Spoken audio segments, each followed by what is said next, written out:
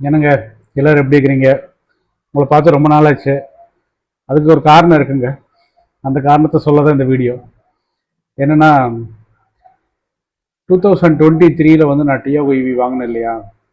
வாங்கி ஒரு 4 மாசத்துல வந்து நான் ஒரு ரேஞ்ச் டெஸ்ட் பண்ணிக்கிறேன். அதுதான் என்னோட ஃபர்ஸ்ட் லாங் ட்ரிப்பும் கூட. ஸோ அப்போ தான் வந்து நான் ரேஞ்ச் டெஸ்ட்டும் பண்ணிக்கிறேன். அந்த வீடியோ ஃபுட்டேஜ் எனக்கு கிடைச்சிது. சரி, ஓகே, நமக்கு வந்துட்டு அவங்கக்கிட்ட இந்த வீடியோவில் சொல்லியிருக்கிறேன் இல்லையா, ஐகார்டில் இந்த வீடியோ கொடுக்குறேன் பாருங்கள். அதில் வந்து நான் என்ன சொல்லியிருப்பேன்னா, எனக்கு ஆரம்பத்துலலாம் எனக்கு 230 240 எல்லாம் எனக்கு ரொம்ப ஈஸியாக கிடைக்கும் அப்படின்னு சொல்லி சொன்னேன் இல்லையா. இந்த வீடியோவில் எனக்கு 260 வரல கிடைக்கிறதுக்கான சான்சஸ் இருக்குன்னு சொல்லிட்டு நான் சொல்லியிருந்திருப்பேன். ஸோ அந்த ஃபுல் கவரேஜ் தான் வந்துட்டு உங்களுக்காக நான் கொண்டு வந்துருக்கிறேங்க. இது வந்து ஃப்ளாஷ்பேக். இப்போ 2026 இப்போ என்னோட டியாகோட ரேஞ்ச் வந்து 165 கிடைக்குது எனக்கு. ஆனால் இனிஷியல் பேட்டரி, அதாவது ஃபேக்ட்ரி ஃபிட்டட் பேட்டரியில் எனக்கு 240 அப்படிங்கிறது it's a piece of cake என்னோட டிரைவிங் ஸ்டைலுக்கு. அதே மாதிரி நான் 2 பாரில் லாங்கில் ஓட்டியிருக்கிறேன் வித் 70 கிலோமீட்டர் ஸ்பீட். நான் வந்துட்டு ரவுண்ட் ட்ரிப் கால்குலேட் பண்ணியிருக்கிறேன். 100 ரவுண்ட் ட்ரிப் போயிட்டு வந்திருக்குது. அந்த இது பார்த்தீங்கன்னா கோயம்புத்தூர் தான், போயிட்டு வந்த இடம் கோயம்புத்தூர் தான். ஸோ போகும்போது அப் ஹில்லு, வரும்போது டவுன் ஹில்லு. ஸோ அதனால் நான் போகும்போதே வந்துட்டு என்னால் க்ரூஸ் பண்ணிட்டு போக முடிஞ்சிச்சு. நீங்கள் பாருங்கள் அந்த வீடியோவில் வந்துட்டு, மோஸ்ட்லி அந்த வீடியோ வந்துட்டு ஒரிஜினல் வீடியோ தான் நான் அப்லோட் பண்ணியிருக்கிறேன். ஏன்னா அதில் இருக்கிற வாய்ஸ், அதுக்கு நான் வாய்ஸ் ஓவர் கொடுக்கல. ஏன்னா அது வாய்ஸ் ஓவர் கொடுத்தேன் அப்படின்னா அதோட ஒரிஜினாலிட்டி போயிடும். ஸோ அதனால் நான் அப்போ பேசின அதையே நான் வந்துட்டு இந்த நாய்ஸ் எல்லாம் ரிமூவ் பண்ணிட்டு போட்டேன். அந்த நாய்ஸ் எல்லாம் ரிமூவ் பண்ணுறதுக்கு தாங்க இவ்வளோ நேரமே போச்சு. இத்தனை நாள் நான் வந்துட்டு மேக்கில் இருக்கிற ஐமூவி எடிட்டர் தான் யூஸ் பண்ணிகிட்டு இருந்தேன். அது ரொம்ப சிம்பிள் எடிட்டிங். நமக்கு இருக்கிற இப்போ இருக்கிற இந்த மைக்ரோஃபோனில் வந்து நாய்ஸ் கேன்சலேஷனில் இருக்குது, கொஞ்சம் சொஃபஸ்டிகேட்டடாக இருக்குது, அதனால் ஈஸியாக யூஸ் பண்ணியாச்சு. ஆனால் அப்போ வந்து என்கிட்ட iPhone 10 தான் இருந்துச்சுன்னு நினைக்கிறேன். ஸோ அதை வச்சு நான் ஷூட் பண்ணும்போது நாய்ஸ் கேன்சலேஷன்லாம் கிடையாது. ஃபுல்லாக வெளியில் இருக்கிற நாய்ஸ், லவுட் நாய்ஸ் எல்லாம் வந்துட்டு இருந்துச்சு. அதை முடிஞ்ச வரலாம் நான் கேன்சல் பண்ணிவிட்டு உங்களுக்காக என்னோடய வாய்ஸை மட்டும் கேட்குற மாதிரி எடுத்து போட்டிருக்கிறேன். அதில் அங்கங்கே என்னோடய வாய்ஸ் வந்துட்டு கொஞ்சம் ஹையாகவும் லோவாகவும் வரும், கொஞ்சம் அட்ஜஸ்ட் பண்ணிக்கோங்க. பட் மற்றபடி வந்துட்டு அந்த ட்ரிப்போட கம்ப்ளீட் டீட்டெயில்ஸ் வந்து நான் எடுத்து போட்டிருக்கிறேன். இது வந்து என்னுடைய ஃபஸ்ட்டு லாங் ஜெர்னி. நான் அப்போ வந்துட்டு டியாகோவோட ஹனிமூன் பீரியடில் இருந்திருக்கிறேன். ஸோ அதனால் வந்துட்டு நான் எவ்வளோ தூரம் லவ் பண்ணி அந்த வீடியோ எடுத்துருப்பேன்னு நினச்சி பாருங்கள். ஸோ அப்போ வந்து நான் ரேஞ்சுக்காகவே ஸ்பெசிஃபிக்காக அதை நான் பண்ணினேன். லாங்கில் வந்துட்டு ரேஞ்சுக்காக பண்ணது, நார்மலாக ஓட்டினது கிடையாது. இது ரேஞ்சுக்காகவே ஓட்டினது இது. அதனால தான் நான் 2 பார் வச்சு நான் ஒரு 70 கிலோமீட்டர் ஸ்பீடில் தான் ஓட்டி இருந்திருப்பேன். எவ்வளோ மேக்ஸிமம் எடுக்க முடியும் அப்படின்னு சொல்லி பார்க்குறதுக்காக. ஏன்னு கேட்டால் டியாகோவை பொறுத்தவரையிலும் லாங் ரேஞ்ச் வெஹிக்கிள் தான் அது. பட் 24 கிலோவாட்ஸ் தாங்க, ரொம்ப தூரம்லாம் போக முடியாது. ஆனால் எங்கேயோ ஒரு இடத்துல போய் மாட்டிக்கிட்டோம் அப்படின்னா இப்போ எப்படி வந்து ஹைப்பர் மைலிங் பண்ணுறது அப்படிங்கிறது தெரியணும். ஸோ ரேஞ்சுக்காக ஹைப்பர் மைலிங் பண்ணின வீடியோ தான் அது. ஸோ அது உங்கள்கிட்ட முதல்ல டிஸ்க்ளைமர் சொல்லிடுறேன். இது வந்துட்டு நார்மல் ரேஞ்சு கிடையாது, ஹைப்பர் மைலிங் பண்ண ரேஞ்சு தான். பட் நான் நார்மலே ஓட்டுறதே அப்படி தான். நான் வந்துட்டு டியாகோ வந்துட்டு அந்த ரேஞ்ச் டெஸ்ட் வீடியோ இப்போ போட்டிருப்பேன். இப்போ ரீசெண்ட் ரேஞ்ச் டெஸ்ட் வீடியோ போட்டிருப்பேன், 2026 ரேஞ்ச் டெஸ்ட் வீடியோ போட்டிருப்பேன். அதில் வந்துட்டு ஒருத்தர் கமெண்ட்டில் சொல்லியிருந்தாரு, நார்மலாகவே நீங்கள் வண்டி ஓட்டினா டர்ட்டில் மோட்டில் ஓட்டுற மாதிரி தான் ஓட்டுறீங்க அப்படின்னு சொல்லி சொன்னார். அது வந்துட்டு சிட்டி டிரைவில் வந்து ஓகே தாங்க. சிட்டி டிரைவில் வந்து நம்ம என்ன 20-30க்கு மேலே போக முடியாது. ஆனால் ஹைவேஸ்லேயே வந்து நான் 2 பார் வச்சு ஓட்டுறேன் அப்படிங்கும்போது கொஞ்சம் யோசிச்சு பாருங்க. இது வந்துட்டு எனக்கு டைமோட இதில் வந்திருக்கும், அந்த கிளஸ்டர் டைமிங் எல்லாமே இதில் வந்திருக்கும். ஸோ நீங்கள் வந்து அதையும் அப்பப்போ பார்த்துக்குங்க, டைமிங்கையும் பார்த்துக்குங்க. ஸோ எவ்வளோ நேரத்தில் நாங்கள் போய் சேர்ந்தேன், எவ்வளோ நேரத்தில் நான் ரிட்டர்ன் வந்து சேர்ந்தேன், இதுக்கான டீட்டெயில்ஸும் அதில் இருக்குது. ஸோ நடுவில் நான் போயிட்டு பிரேக் எடுத்துகிட்டு மறுபடியும் வந்துட்டு நான் ரிட்டர்ன் வரும்போது வீடியோ ரிட்டர்ன் ஸ்டார்ட், அங்கேருந்து ரிட்டர்ன் வரும்போது நான் வீடியோ வந்து ஸ்டார்ட் பண்ணியிருந்திருப்பேன். அப்புறமா அங்கே வீட்டில் வந்ததுக்கப்புறம் எண்டு பண்ண வீடியோ மட்டும்தான் இருக்கும். பட் போகும்போது வந்து நான் நிறைய பேசியிருந்திருப்பேன், எப்படி வந்து க்ரூஸ் பண்ணுறேன். அப்போ வந்து நான் க்ரூஸ்னு அதை டேர்ம் யூஸ் பண்ணேன். ஒரு சிலர் வந்து க்ரூஸ்ன்னு சொல்லுவாங்க, ஒரு சிலர் அதை கோஸ்டிங் அப்படின்னு சொல்லி சொல்லுவாங்க. அதாவது ஆக்சிலரேட்டரில் வந்துட்டு காலை வைக்காமல் ஸ்லோப்பாக இருக்கும்போது வண்டி அப்படியே கிளைட் பண்ணி அப்படியே விடுறது தான். இப்போ இந்த டைமில் வந்து எனக்கு என்னென்னா, இந்த டெஸ்ட் பண்ண டைமில் வந்துட்டு எனக்கு எந்த ஒரு சாஃப்ட்வேர் அப்டேட்டும் வரல. ஸோ ரீஜன் 0 வந்துட்டு எனக்கு நியூட்ரலில் ஓடுற மாதிரி எந்த ஒரு ரீஜனும் நடக்காம தான் அது ஓடிச்சு வண்டி. ஸோ அதனால் வந்துட்டு இந்த வீடியோவை பாருங்கள், பார்த்துட்டு உங்களோட அபிப்பிராயத்தை லைக்கில் கொடுங்க. சரிங்களா? Let's get started. நானும் உங்கள் சிவா. வாங்க வீடியோக்குள்ளே போயிடலாம்.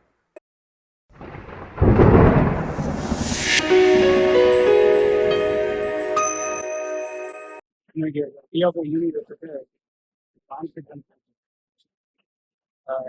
இதனால் வரலும் லோக்கலில் ஓட்டியிருக்கிறோம்.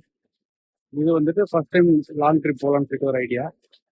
பெருசால இல்லை, ஒரு 100 கிலோமீட்டர் அப் அண்ட் டவுன், அவ்வளோதான். ஸோ எந்த ரூட்டில் போகிறோமோ அதே ரூட்டில் நம்ம திரும்பி வர போகிறோம். ஸோ அப்போ தான் நமக்கு ஆவரேஜ் அவுட் ஆகும். ஸோ நம்மக்கிட்ட இருக்கிறது வந்துட்டு Tiago EV long range vehicle, top end model with cruise control vehicle. But நம்ம க்ரூஸ் கண்ட்ரோல் வந்து தேவைப்படுறது மட்டும் யூஸ் பண்ண போகிறோம். சம்டைம்ஸ் அது யூஸ் பண்ண போகிறதில்ல. மோஸ்ட்லி வந்து என்னென்னா, எனக்கு 2 ஐடியா இருக்குது. ஒன்று என்னென்னா, க்ரூஸ் கண்ட்ரோல் வந்துட்டு இந்த டைம் எதுவுமே இல்லாமல் நார்மலாக வண்டி ஓட்டி பார்க்கணும். ஸோ வித் க்ரூஸ் கண்ட்ரோல் போடும்போது எதில் வந்து ரேஞ்சஸ் நல்லா கிடைக்குது அப்படிங்கிறத பற்றி பார்க்கணும். ஸோ இன்றைக்கி நம்ம போகிறது வந்துட்டு ரீஜன் வந்து லெவல் 0 வச்சு போக போகிறோம். தேவைப்பட்டுச்சுன்னா ரீஜன் போட்டுக்கலாம். ஸோ லெட்ஸ் போயிட்டு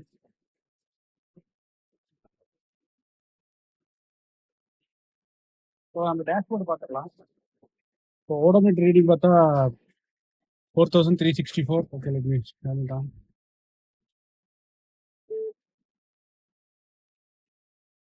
ஸோ ஓடோமீட்டர் ரீடிங்கு 4364 கிலோமீட்டர்ஸில் தான் இப்போ நம்ம ஸ்டார்ட் பண்ணுறோம். 100% பேட்டரி இருக்குது. ரேஞ்ச் வந்து 280 கிலோமீட்டர்ஸ் காட்டுது. இது வந்து நான் சிட்டி டிரைவில் பண்ணதுனால இந்த ரேஞ்ச் வந்துருக்குது. இப்போ லாங் டிரைவ் போக போகிறோம். ஸோ அதனால் என்ன டிஃப்ரென்ஸ் வருதுங்கிறத பார்த்துக்கலாம். இது ரீஜன் லெவல் 1ல் இருக்குது. இது ரீஜன் லெவல் 2ல் போடும்போது என்ன இன்க்ரீஸ் ஆகுது. இப்போ ரீஜன் லெவல் 3ல் போடும்போது 292 ரேஞ்ச் காட்டுது நமக்கு. பட் நம்ம வந்து இன்றைக்கி ஓட்ட போகிறது வந்து வித் 0 ரீஜன் தான். தேவைப்படும் போது நம்ம ரீஜன் வந்து ஆன் பண்ணிக்கலாம். யூஸ்வலாக ஹைவேஸ் வந்து தேவைப்படாது. நான் வந்து ரீஜன் ஆஃப் பண்ணியே ஓட்டுறேன் இந்த டைமில். அப்புறம் 29 டிகிரி செல்சியஸ் இருக்குது. ட்ரிப்பியே விட்டுருங்க. ட்ரிப்பி வந்து நம்ம 0 பண்ணிக்கிறோம். ட்ரிப்பி வந்து 0 தான் இருக்குது. ஸோ நம்ம இங்கேருந்து NH போகிறதுக்கு ஒரு 11 கிலோமீட்டர்ஸ் ஆகும். ஸோ அந்த வேல வந்து நம்ம வீடியோஸ் வந்து ஷூட் பண்ணுவோம். ஷூட் பண்ணிவிட்டு எப்படி இருக்குன்னு சொல்லி பார்க்கலாம். ஸோ இப்போ தான் நம்ம ஸ்டார்ட் பண்ணியிருக்கிறோம். ஏசி வந்து ஆனில் தான் வச்சுக்கிறேன். சரி, அதாவது இது வந்து எப்படின்னா, எந்த மாதிரியான டெஸ்ட் பண்ண போகிறோன்னா, நம்ம ட்ரை பண்ணும்போது நம்ம எதையும் காம்ப்ரமைஸ் பண்ணிக்க வேண்டாம் அப்படிங்கிற ஐடியாவில் தான் நம்ம வந்து இதை ட்ரை பண்ணுறோம். இதில் வந்து நான் ரீஜன் லெவல் வந்து ஏன் 0ல் வச்சுக்கிறேன் அப்படிங்கிறதுக்கான எக்ஸ்பிளனேஷன் வந்து நான் தனியாகவே உங்களுக்கு சொல்கிறேன். அது வந்து ரீஜன் லெவல் வந்து 0ல் இருக்கும்போது எனக்கு என்னவோ கொஞ்சம் பெட்டர் மைலேஜ் கிடைக்கிற மாதிரி தோணுது, பெட்டர் ரேஞ்ச் கிடைக்கிற மாதிரி எனக்கு தோணுது. ஸோ அதனால் வந்து நான் ரீஜன் லெவல் 0ல் வச்சு பண்ணுறேன். அதே மாதிரி க்ரூஸ் கண்ட்ரோல் வந்து நான் தடவை ஆக்டிவேட் பண்ண போகிறது இல்லை. நானே தான் வந்து க்ரூஸ் பண்ண போகிறேன். மேனுவல் க்ரூஸ் பண்ண போகிறேன். ரீசன் என்னன்னு சொல்லி கேட்டிங்கன்னா, ஒரு இறக்கத்தில் போகும்போது நம்ம க்ரூஸ் கண்ட்ரோல் இல்லாமல் ரீஜன் லெவல் 0ல் இருக்கும்போது நம்ம எக்ஸலரேட் பண்ண வேண்டிய அவசியம் கிடையாது. பட் வந்து க்ரூஸ் கண்ட்ரோலில் போட்டுக்கும் போது என்ன ஆகும் அப்படின்னா, இந்த ஸ்பீடை மெயின்டைன் பண்ணுறதுக்காக இட்ல ஆட்டோமேட்டிக்கலி அப்ளை த பிரேக். அது பிரேக் அப்ளை பண்ணி போகிறதுனால அஃப்கோர்ஸ் நமக்கு ரீஜனில் கொஞ்சம் பவர் கிடைக்குது. பட் கிடைக்கிற பவரோட நமக்கு லூஸ் ஆகிற பவர் தான் ஜாஸ்தியாக இருக்குது. அதனால வந்துட்டு நான் ரீஜன் டோட்டலாக அவாய்ட் பண்ணுறேன். ஸோ இப்போ இருக்கிற அந்த ரோடு பார்த்தீங்கன்னா உங்களுக்கே தெரியும். ரோடு வந்து கம்ப்ளீட்டாக டிராஃபிக்கான ரோடு தான். இப்போ நம்ம இந்த மாதிரியான ரோட்டில் தான் இப்போ போயிட்டு இருக்கிறோம். இது இந்த ரோடு வந்து இந்த ஸ்ட்ரெச் வந்து கொஞ்சம் தூரம் தான் இருக்கும். அதுக்கப்புறம் பார்த்தீங்கன்னா உங்களுக்கு எதுவுமே இருக்காது. இன்ஃபேக்ட் வந்துட்டு ரோடு ரொம்ப ஃப்ரீயாக இருக்கும். இது வந்துட்டு ஒரு ஸ்டேட் ஹைவே ரோடு தான். சாரி, இது வந்து ஸ்டேட் ஹைவே ரோடு கிடையாது, ஸ்டேட் ஹைவே ப்ரொபோஸ்டு ரோடு. அதனால அங்கே பெருசாக டிராஃபிக் இருக்காது. பட் நிறைய ஸ்பீட் பிரேக்கர்ஸ் எல்லாம் இருக்கும். ஸோ அதெல்லாம் கடந்து நம்ம போகிறதுக்கு ஒரு 11 கிலோமீட்டர். அதுக்கப்புறம் நம்ம will be reaching the NH நம்ம போனதுக்கப்புறமா வந்துட்டு ஃபுல் ஃப்ளெஜ்டாக வந்துட்டு கம்ப்ளீட் த்ராட்டில் டிரைவாக தான் இருக்கும். டிரைவ் ரேஞ்ச் வந்து என்ன வச்சுக்கிறேன்னா, ஒரு 60 to 70 கிலோமீட்டர்ஸ் பர் ஹவர் அந்த மாதிரி தான் நான் ரேஞ்ச் மைண்டில் வச்சுக்கிறேன். இன்கேஸ் அது வந்துட்டு எனக்கு ரேஞ்ச் வந்துட்டு அது ரேஞ்சுக்காக தான் அது மெயினாக பண்ண போகிறேன். ஸோ எனக்கு அந்த ரேஞ்ச் நிறைய கிடைக்குது அப்படின்னு தோணுச்சு அப்படின்னா ஈவன் கோ வித் 80 அது கூட பண்ணலாம். So let's try. Cruise control நீங்களே, எனக்கு தெரிஞ்சதெல்லாம் டாம் க்ரூஸ் மட்டும் தான். இந்த க்ரூஸ் பற்றி என்னன்னு சொல்லிட்டீங்கன்னா கொஞ்சம் நல்லா இருக்கும். ஓகே, க்ரூஸ் அப்படிங்கிறது என்ன அப்படின்னா, ஆக்சலரேஷன் இல்லாம வண்டி ஓடிச்சு அப்படின்னா அது பேர் க்ரூஸ் அப்படின்னு சொல்லி சொல்லுவாங்க. அது வந்துட்டு நாம நாம நல்லா ஆக்சலரேட் பண்ணிட்டு இறக்கத்துல போகும்போது விட்டுட்டோம் அப்படின்னா அது வந்து க்ரூசிங். அது வந்து நம்ம கண்ட்ரோல் பண்றதுக்காக ஆட்டோமேட்டிக் க்ரூஸ் கண்ட்ரோல் அப்படின்னு சொல்லிட்டு நம்ம கிட்ட இங்க ஆப்ஷன்ஸ் இருக்குது. ஸோ அந்த ஆப்ஷன்ஸை நம்ம செட் பண்ணும்போது என்னன்னா அது வந்து க்ரூஸ் கண்ட்ரோல் அப்படின்னு சொல்லி சொல்றோம். அது என்னன்னா ஒரு ஸ்பீட் லிமிட்ல வந்துட்டு நாம எக்ஸலேட் பண்ண தேவையில்லை. வண்டி வந்து ஆட்டோமேட்டிக்கா எக்ஸலேட் ஆகிக்கும். Yeah. ஃபார் எக்ஸாம்பிள் வந்து 40 கிலோமீட்டர் ஸ்பீட்ல போகுதுன்னு வச்சுங்களேன். அப்போ வந்து உங்களுக்கு 60 கிலோமீட்டர் ஸ்பீட்ல வந்து நீங்க க்ரூஸ் செட் பண்ணிக்கிறீங்க அப்படின்னா அது ஆட்டோமேட்டிக்கா ஆக்சலேட் பண்ணிக்கும். 40 கிலோமீட்டர் ஸ்பீட்ல போகாது. It always maintain at 60. அதுதான் மெயின். ஸோ தட் வந்து நம்ம கால் கொஞ்சம் ரெஸ்ட் கிடைக்கும். நம்ம வந்து ஆக்சிலேட்டர் ப்ரெஸ் பண்ணிட்டே இருக்க ஆக்சலேட் பண்ண தேவையில்லை. தேவையில்லை, பிரேக் ப்ரெஸ் பண்ண தேவையில்லை. பட் இந்த க்ரூஸ்ல என்ன ஒரு அட்வான்டேஜ் அப்படின்னா ஒன்ஸ் அந்த க்ரூஸ் செட் பண்ணிட்டோன்னு வச்சுங்களேன், அப்போ வந்துட்டு நம்ம பிரேக் பண்ணும்போதோ பிரேக் அமுத்துனா ஆட்டோமேட்டிக்கா க்ரூஸ் வந்து கேன்சல் ஆயிரும். ஓகேவா? ஆனா ஆக்சலரேஷன் அமுத்தும் போது என்ன ஆகும்னா க்ரூஸ் கேன்சல் ஆகாது. அந்த டைம் மட்டும் கொஞ்சம் வண்டி வந்து ஆக்சலேட் ஆகிட்டு மறுபடியும் it will come back to the cruised mode. So cruise வந்து கேன்சல் பண்ணணும்னா பிரேக்கிங்கு, ஆக்சலேட் பண்ணுறது வந்து சடனாக இப்போ வந்து ஓவர்டேக் பண்ணணும். ஒரு வண்டி இருக்குது ஓவர்டேக் பண்ணணும் அப்படின்னா டக்குன்னு நம்ம ஓவர்டேக் பண்ணிட்டு we can come back to the cruise. இப்போ 60 கிலோமீட்டரில் போயிட்டு இருக்கிறோம் அப்படின்னா சடனாக ஒரு 70 கிலோமீட்டர் பிக்கப் பண்ணிட்டு மறுபடியும் விட்டுட்டோம்னா ஆட்டோமேட்டிக்காக வந்து it will come to the 60 kilometre speed. இன்னொரு அட்வான்டேஜ் இருக்கு. க்ரூஸ் கண்ட்ரோல் போட்டீங்கன்னா நீங்க தூங்கிடலாம். அது பாட்டுக்கு வண்டி ஓட்டிடும். Okay okay. Don't do that. So just kidding. Road வந்து கொஞ்சம் ஃப்ரீ ஆயிடுச்சு. இங்கே டேஷ்போர்டில் பார்த்தீங்கன்னா 42 கிலோமீட்டர் ஸ்பீடில் தான் போயிட்டு இருக்கு. உங்களுக்கு இந்த டிரைவிங் இது பார்த்தீங்கன்னா உங்களுக்கு ஒரு சிங்கிள் பெடல் தான் காட்டுது. ஐ மீன் சிங்கிள் பார் தான் காட்டுது. அப்படின்னா என்னன்னா ரொம்ப கம்மியான ஒரு எனர்ஜியில வந்துட்டு எனக்கு நான் 43 கிலோமீட்டர் ஸ்பீட்ல வந்து என்னால் போக முடியுது. இப்போ வந்துட்டு எனர்ஜி லெவல் பார்த்தீங்கன்னா 2ல் இருக்கு. So I can go in 54-55 kilometer ஸ்பீடில் என்னால் போக முடியுது. இன்ஃபேக்ட் வந்து இறக்க வரும்போது நான் அதை ஜீரோ பண்ணிடுறேன். ஐ மீன் ஆக்சலேஷன் பண்ணுறதில்ல. ஆக்சலேஷன் பண்ணாமலே I can maintain at 50 kilometre speed. இந்த ரோடுக்கு இந்த ஸ்பீடு ஓகே தான். பட் நம்ம இதே மாதிரி தான் நம்ம வந்து ஒவ்வொரு தடவையும் அந்த ஹைவேஸில் போகும்போதும் வந்து 60 to 70ல் வந்து நம்ம க்ரூஸ் பண்ணி ஆக்சிலேட் பண்ண போகிறோம். மேனுவல் க்ரூஸ் தான் பண்ண போகிறோம், ஆட்டோமேட்டிக் க்ரூஸ் கிடையாது. ஸோ நமக்கு நல்ல ரேஞ்ச் வேணும் அப்படின்னு அப்போ வந்துட்டு ஆக்சிலேஷன் பார் வந்து 2க்கு கீழே இருக்கும். 1, 2 மேக்ஸிமம் 3க்கு போகலாம். பட் வந்துட்டு முடிஞ்ச வரலும் 1, 2லயே இருக்கணும். அந்த மாதிரி வச்சுட்டு நீங்கள் வந்துட்டு உங்களால் வண்டி வந்துட்டு எந்த ஸ்பீடில் ஓட்ட முடியுமோ அந்த ஸ்பீடில் ஓட்டுனீங்க அப்படின்னா you will get a maximum range. So அதனால நான் little bit cautious about it. நான் என்ன சொல்றேன்னா கம்ஃபர்டபுளாக ட்ரைவ் பண்ணணும் அப்படின்னா இதெல்லாம் பார்க்கக்கூடாது தான். பட் எனக்கு தெரியல. I been driving this car வந்து ஒரு 4 மாசமா நான் ட்ரைவ் பண்ணிட்டேன். ஸோ ஃபர்ஸ்ட் இனிஷியலாக எடுக்கும்போது வந்துட்டு எனக்கு ரேஞ்ச் எவ்வளோ கிடைச்சதுன்னா சிட்டிக்குள்ளே ஓட்டும் போது எனக்கு 150, 160 தான் கிடைச்சது. அதுக்கப்புறமா சரி ஏன் அந்த மாதிரி ஆகுது அப்படின்னு சொல்லி கொஞ்சமாக பார்த்து தேடி கண்டுபிடிச்சு ஃபோரம்ல எல்லாம் கேட்டு அதுக்கப்புறம் வந்துட்டு சரி 1-2ல வந்து நம்ம ட்ரை பண்ணிக்கலாம், அதுக்கு மேலே ட்ரை பண்ண வேண்டாம் அப்படின்னு ட்ரை பண்ணும்போது நான் ஒன்றும் பெருசாக சிட்டி ரைடில் எனக்கு எதுவும் பெருசாக காம்ப்ரமைஸ் ஆகலை. ஏன்னா சிக்னல் போட்டதுக்கப்புறம் நம்ம மெதுவாக போனாதான் எனக்கு பெட்டராக இருக்குது. ஸோ எனக்கு இதுலேயும் எனக்கு எஃபிஷியன்சி கிடைச்சிருது. அதிகமாக நான் பிரேக் பண்ணுறது இல்லை. ஸோ நான் போகிற ஸ்பீடில் அப்படியே போய்க்க முடியுது. அதனால எனக்கு நிறைய அட்வான்டேஜஸாக இருந்ததுனால I am use to that. அந்த 1-2 அப்படின்றத இதில் பண்ணுறதுனால நான் use to it. But otherwise இதுக்கு முன்னாடி ஐசி இன்ஜின் வச்சிருந்தப்போ வந்துட்டு அதை பற்றியெல்லாம் நான் கண்டுக்கிறதே கிடையாது. 1-2 அந்த ஆர்பிஎம் இருக்கு இல்லையா, அதை பற்றி நான் யோசிச்சதே கிடையாது. அதை பற்றி நான் கண்டுக்கிறதே கிடையாது. பட் இங்கே வந்துட்டு எனக்கு ரேஞ்ச் அப்படிங்கிறது வந்துட்டு இவியில் ரேஞ்ச் அப்படிங்கிறது வந்து இம்ப்ரூவ் பண்ணுறதுக்கு நல்ல ஒரு சான்ஸ் கிடைச்சிது.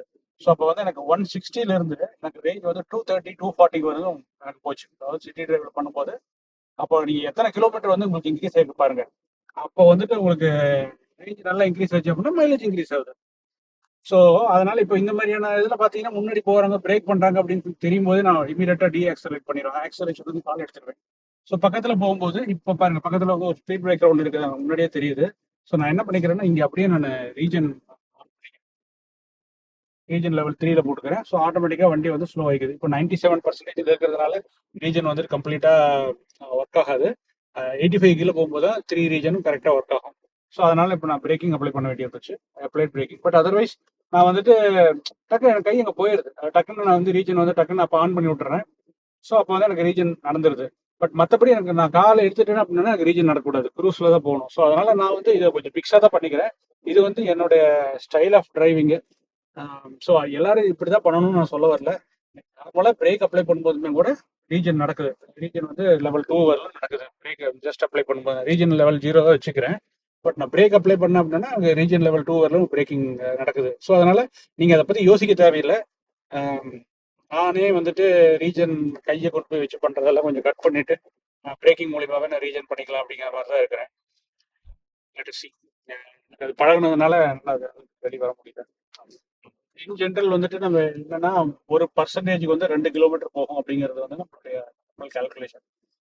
ரேஞ்சஸ் கூட விட்டு இப்போ வந்து நான் ஸ்டார்ட் பண்ணும்போது எவ்வளோ காட்டுச்சு, 280 பக்கம் காட்டுச்சு, இப்போ 240 தான் காட்டுது இல்லையா. அதுக்கு காரணம் என்ன அப்படின்னா நான் ஓட்ட ஓட்ட ஓட்ட ஓட்ட தான் அது வந்து பழகும், நம்மளுடைய டிரைவிங் ஸ்டைலுக்காக அது பழகிட்டு அது காட்டும். ஸோ அந்த ரேஞ்ச் வந்துட்டு எக்ஸாக்ட் ரேஞ்சு நம்ம சொல்ல முடியாது, அது வந்துட்டு எஸ்டிமேட்டட் ரேஞ்ச் தான். ஸோ அதை விட்டுட்டு நீங்கள் ஒரு பர்சன்டேஜுக்கு வந்து எத்தனை கிலோமீட்டர் வந்து நம்ம ரேஞ்ச் போகுது அப்படிங்கிறத நம்ம கேல்குலேட் பண்ணும்போது உங்களுக்கு அது ஈஸியாக இருக்கும், ரேஞ்ச் கால்குலேட் பண்ணுறதுக்கு உங்களுக்கு ஈஸியாக இருக்கும். ஸோ யூஸ்வலாக வந்து பார்த்தீங்கன்னா ஒரு பர்சன்டேஜுக்கு வந்து 2 கிலோமீட்டர் நார்மலாக வச்சுக்கலாம். அப்போ அப்படின்னா ஒரு 100% இருந்துச்சு அப்படின்னா 200 கிலோமீட்டர்ஸ் போகும் அப்படின்னு வச்சுக்கலாம். இது வந்து கொஞ்சம் 1-2 பார் இருக்கு இல்லையா, அந்த பார்லாம் நீங்கள் பார்த்து விட்டீங்கன்னா அது உங்களுக்கு இதாக இருக்கும். இதே வந்து நீங்கள் இன்னும் கொஞ்சம் காஷியஸாக நீங்கள் அந்த 2 பாருக்கு மேலே போகக்கூடாது அப்படிங்கிறத வந்து ரொம்ப ஸ்ட்ரிக்டாக நீங்கள் ஃபாலோ பண்ணீங்க அப்படின்னா உங்களுக்கு வந்து 2.5 வேல் கிடைக்கும். ஒரு பர்சன்டேஜுக்கு 2.5 கிலோமீட்டர்ஸ் கூட கிடைக்கும். அப்போ நீங்கள் ஏசி ஆஃப் பண்ணிட்டீங்க அப்படின்னா இன்னும் கூட ஜாஸ்தி கிடைக்கும். பட் வந்து எனக்கு தெரியல, இப்போ இருக்கிற சம்மர் சீசனில் வந்துட்டு வெயில் அடிக்கிற வெயிலுக்கு ஏசியெல்லாம் ஆஃப் பண்ணிட்டு நான் வந்து கஷ்டப்பட்டு ஓட்டணும்னு எனக்கு எந்த அவசியமும் கிடையாது.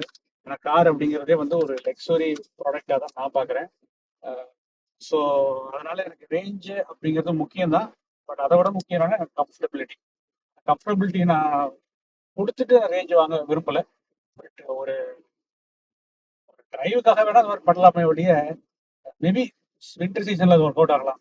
ஸோ அது ஒரு டெஸ்ட்டுக்காக வேணும் நம்ம பண்ணலாம். பட் இன் ஜென்ரல் வந்துட்டு எப்பவுமே நான் ஏசி ஆன் பண்ணிக்கிறேன். இப்போ பாருங்க 24.5 டிகிரி ஏசி வச்சுருக்குது, ஆட்டோமேட்டிக்கில் தான் வச்சுக்கிறேன். நான் இப்போ யூஸ்வலாக ஆட்டோமேட்டிக்கில் தான் ஏசி பண்ண மாட்டேன், செட் பண்ணிவிட்டு ஆட்டோமேட்டிக் பண்ணிடுவேன். பட் அதில் என்ன ஃப்ளா இருக்குது அப்படின்னா வெயில் வந்து டேஷ்போர்டில் டைரெக்டாக அடிக்கும்போது பார்த்தோன்னா உங்களுக்கு ஏசி ஃபுல் ப்ளோயர் ரன் ஆகிட்டே தான் இருக்கும். உங்களுக்கு அது ஆட்டோமேட்டிக் கண்ட்ரோல் ஆகுது அப்படிங்கிறது எனக்கு டவுட்டாக தான் இருக்குது. பட் ஸ்டில் எனக்கு அதுதான் ப்ராக்டிஸும் அப்படியே நான் வச்சு பழகிட்டேன். என்ஹெச்ஏ வந்து சிட்டி டிரைவ் மாதிரி ஆகிப்போச்சு.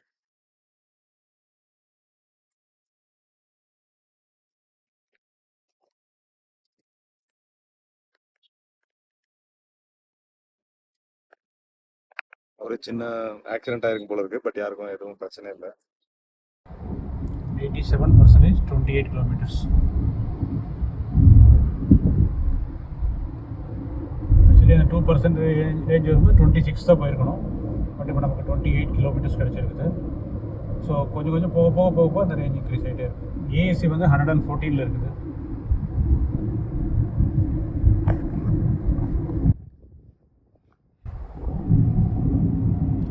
ஸோ இப்போ நமக்கு வந்துட்டு 66% பாக்கி இருக்குது. 77 கிலோமீட்டர் நம்ம ட்ராவல் பண்ணிட்டு வந்துருக்குறோம். நமக்கு ஏசி வந்து 103 இருக்குது. ஏசி வந்து ஆனில் தான் இருக்குது. வந்துட்டு கிளம்புறப்போ 56% பேட்ரி இருக்குது. 101 கிலோமீட்டர் 101.8 ஓடி இருக்குது. ஸோ இன்னொரு 100 கிலோமீட்டர் நாங்கள் ரிட்டர்ன் போக போகிறோம். அதே ரூட்டில் தான் நம்ம போக போகிறோம். ஸோ 55% இருக்கிறதுனால ஒன்றும் ப்ராப்ளம் இல்லை. ரிட்டர்ன் போகிறதுக்கு எந்த ப்ராப்ளம் இல்லை. நடுவில் எங்கேயும் சார்ஜ் போட வேண்டிய அவசியமும் இல்லை. பட் ஸ்டில் வந்து நம்ம ரேஞ்சு எவ்வளோ போகுது அப்படிங்கிறது பார்க்கலாம்.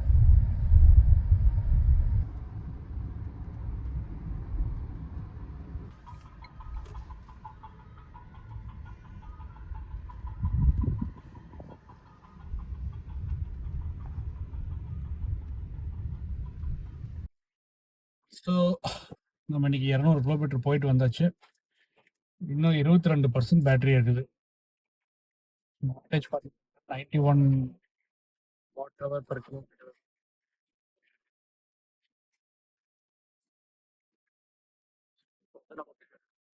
எத்தனை பர்சன்டேஜ் முடிஞ்சிருக்குன்னா 78% நமக்கு தீர்ந்துருக்கு. மிச்சம் 22% இருக்கு இல்லையா, 78% இருக்கு.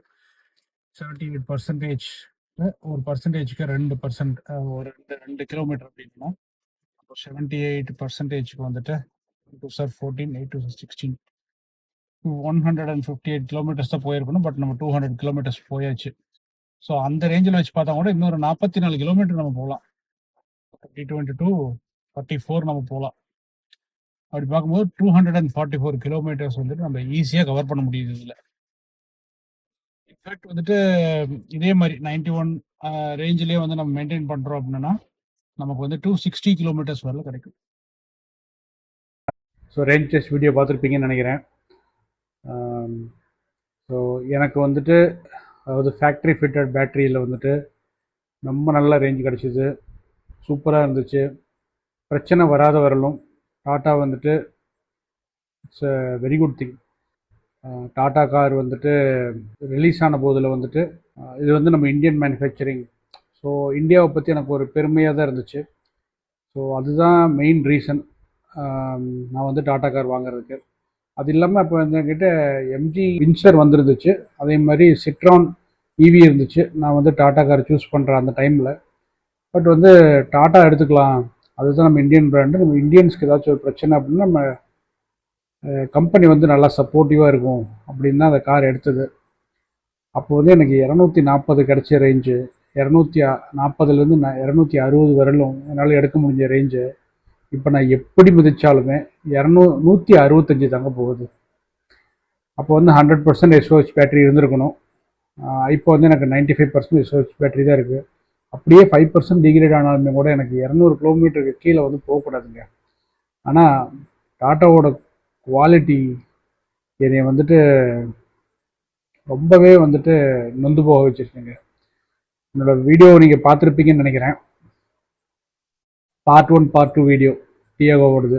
பார்ட் 1ல் ஒரு தடவை பேட்டரி மாற்றினது, பார்ட் 2ல் செகண்ட் டைம் பேட்டரி மாற்றினது, அந்த மாதிரி 2 தடவை பேட்டரி மாற்றியாச்சு. ஸோ எப்போ நான் அந்த ஃபஸ்ட் டைம் பேட்டரி மாற்றினோ அப்போவே ரேஞ்சு போயிடுச்சுங்க. அப்புறம் செகண்ட் டைம் பேட்டரி மாற்றினதுக்கப்புறம் ரேஞ்ச் மட்டும் இல்லை, டாட்டா மேலே இருந்த கான்ஃபிடென்ட்டும் போயிடுச்சு. இப்போ வந்துட்டு நான் அதை லோக்கலில் மட்டும்தான் ஓட்டுறேன் காரை. லாங் டிரைவுக்கு எதுக்கும் பெருசாக எடுத்துகிட்டு போகல. அவ்வளோதாங்க. வீடியோ பிடிச்சிருந்துச்சி அப்படின்னா கண்டிப்பாக லைக் பண்ணுங்கள், உங்கள் ஃப்ரெண்ட்ஸ் கிட்ட ஷேர் பண்ணிக்கங்க, சப்ஸ்கிரைப் பண்ண மறந்துடாதீங்க. அதே மாதிரி பக்கத்தில் இருக்கிற பெல் பட்டனை கிளிக் பண்ணி வச்சுக்கோங்க. கிளிக் பண்ணி ஆல் ஆப்ஷன்ஸும் ப்ரெஸ் பண்ணி வச்சுக்கோங்க. அப்போ தான் நான் போடுற வீடியோ உங்களுக்கு தங்கு தடை இல்லாமல் வந்து சேரும். ஓகேங்களா? உங்களிடமிருந்து விடைபெறுவது உங்கள் சிவா. நாம் வந்து அடுத்த ஒரு வீடியோவில் மீட் பண்ணுவோங்க. Until then, see you and bye bye.